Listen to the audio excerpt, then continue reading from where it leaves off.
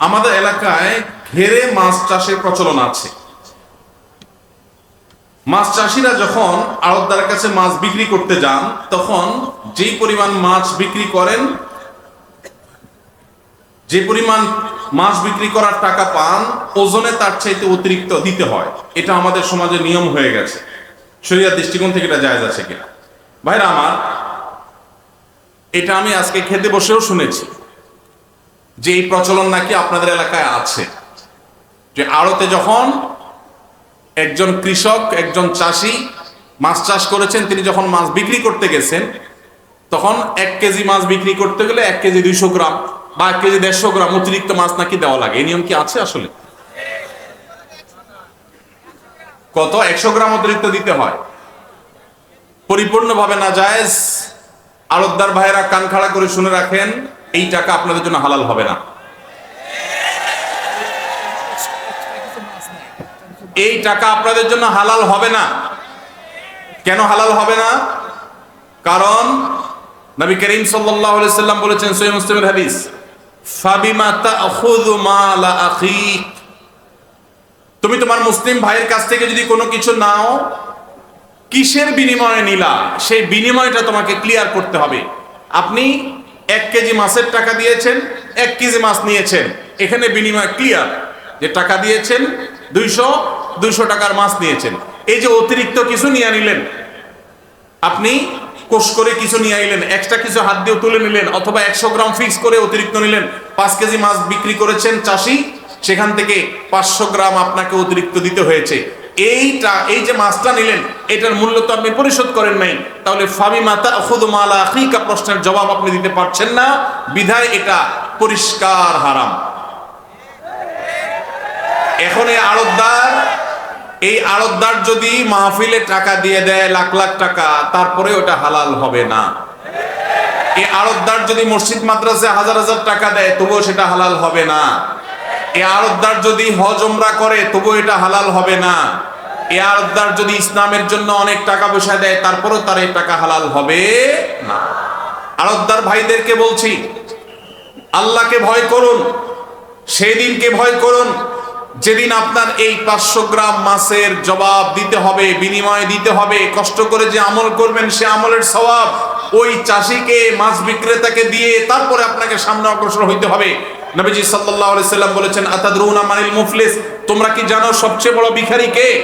সাহাবায়ে কেরাম বলেছেন, আল মুফলিসু ফিনা মান লা দিনার লাহু ওয়া লা দিরহামা। হে আল্লাহর রাসূল, আমাদের মধ্যে সবচেয়ে বড় ভিখারি হলো সে যার টাকা পয়সা নাই। নবীজি বলছেন, না, সেই ভিখারির কথা বলি নাই।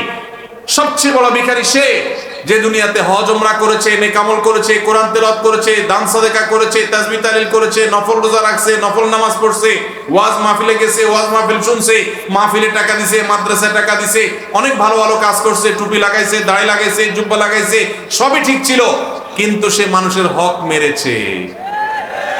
নবীজি বলেছেন, কিয়ামতের ময়দানে তার এই সমস্ত আমল নিয়ে সে যখন জান্নাতে যাওয়ার জন্য প্রস্তুত হবে, তখন তার সামনে তার ওই পাওনাদার মাছওয়ালা এসে বলবে, ভাই, তোমার কাছে প্রতিদিন 5 কেজি 10 কেজি করে মাছ বিক্রি করতে গেছি, 10 কেজির টাকা পরিশোধ করছো, মোট করে অতিরিক্ত মাছ যে নিছো, বা কেজিতে 100 গ্রাম করে যে অতিরিক্ত তুমি নিয়েছো, সেইটার বিনিময় তো আমি দুনিয়াতে পাই নাই।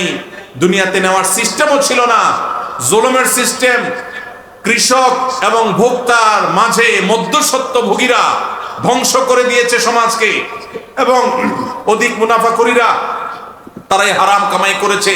সেদিন ওই নেকামল নিয়ে যাওয়ার পরও আপনার সওয়াব তাকে দিয়ে তারপর আপনাকে জাহান্নামে যেতে হবে। ওই যে নেকামল করেছেন, এগুলো সওয়াব দিয়ে দিতে হবে। নবী সাল্লাল্লাহু আলাইহি সাল্লাম বলেছেন, এই ব্যক্তি হলো আসল ভিখারি, এই ব্যক্তি হলো আসল হতভাগা, কপাল পড়া। আল্লাহ তাআলা আমাদের সবাইকে সেই হতভাগ্য থেকে বেঁচে থাকার তৌফিক দান করুন।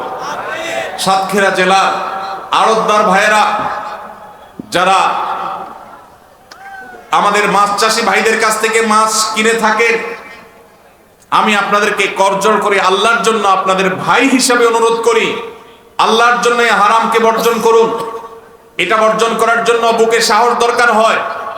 ওই মাছ বিক্রেতা, মাছ চাষী ভাইয়ের 100 গ্রাম মাছ না নিলে আপনি মরে যাবেন না, আপনি মরে যাবেন না। কিন্তু এই 100 গ্রাম মাছের কারণে আপনার উপার্জনটা হারাম হচ্ছে।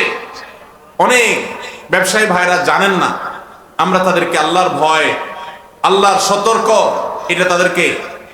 এটার মাধ্যমে তাদেরকে সংশোধন হওয়ার আহ্বান করছে। ঠিক একই কাজ রাজশাহী এলাকার দিকে হয়। আমের সময়, আম বিক্রি করার সময় 10 কেজি আম বিক্রি করা হলো, 20 কেজি আম হলো, 1 মণ আম বিক্রি করা হলো, যারা কিনছে তারা অতিরিক্ত নেয়। যদি বলেন যে এখানে রিস্ক ম্যানেজমেন্টের ব্যাপার আছে বা রিস্ক মিনিমাইজের ব্যাপার আছে, যে আমি অতিরিক্ত নিলাম কেন, কিছু মাছ নষ্ট হবে, কিছু আম নষ্ট হবে, তো ওইটার দায় আমার, ওটা বিক্রেতার না। বিক্রেতা আমার কাছে বিক্রি করে ফেলেছে, তার দায় শেষ। এরপরে এটা যদি নষ্ট হয়, পচে গলে, তার দায় ক্রেতা হিসাবে আমার, ওইটা বিক্রেতার না। আপনি যে 100 গ্রাম অতিরিক্ত নিচ্ছেন, ঢাকায় যখন মাছ বিক্রি করেন তখন কি ক্রেতাকে 100 গ্রাম বাড়ায় দেন? তাহলে 100 গ্রাম কই যায়? নিজের পকেটে। ঠিক না বে ঠিক? হারাম এটা বোঝার জন্য পণ্ডিত হওয়ার দরকার নাই, কমন সেন্স হলেই যথেষ্ট। এখন কোন আড়তদার ভাই বলবেন সব আড়তদারিতে এই কাম করে, আমি একলা এটা করলে কি টিকবো? আপনি একা করেন। কেউ যদি শত্রুতা করে আল্লাহর জন্য, সেই শত্রুতা সহ্য করেন, তাদেরকে বুঝান যে ভাই আমি হারাম খাইতে পারি না। আল্লাহ আমাদের ভাইদেরকে হেদায়েত দান করুন।